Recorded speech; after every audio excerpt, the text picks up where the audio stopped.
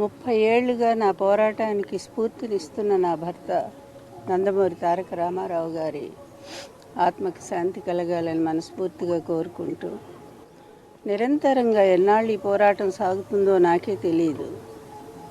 కళ్ళ ముందు ఎన్ని జరుగుతున్నా కూడా, ఎన్ని అకృత్యాలు జరుగుతున్నా కూడా బాధపడుతూనే ముందుకు సాగిపోతూనే ఉన్నాను.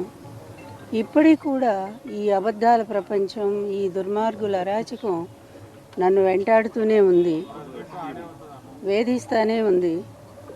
ఎన్ని రకాలుగా అవమానాలు ఎదుర్కోవాలో నాకే తెలియట్లా. నేను చేసిన తప్పేంటో ఇప్పటికి కూడా నాకు తెలియదు. ఆయన నన్ను వివాహం చేసుకున్నారు, అందరి ముందే చేసుకున్నారు, లక్షలాది జనం ముందు అనౌన్స్ చేసి చేసుకున్నారు, భారీగా ఇంటికి తీసుకొచ్చారు, గౌరవం ఇచ్చారు. చివరి వరకు ఆయన ఆరోగ్యం కోసం, ఆయన ఆనందం కోసం, తర్వాత ఆయన అధికారంలో రావటం కోసం నిరంతరం కృషి చేశాను.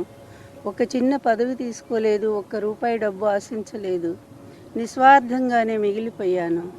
చివరికి ఆయన వెళ్ళిపోయారు. ఎందుకు వెళ్ళిపోయారో కూడా తెలుసు, ఎన్ని కుతంత్రాలు జరిగాయో.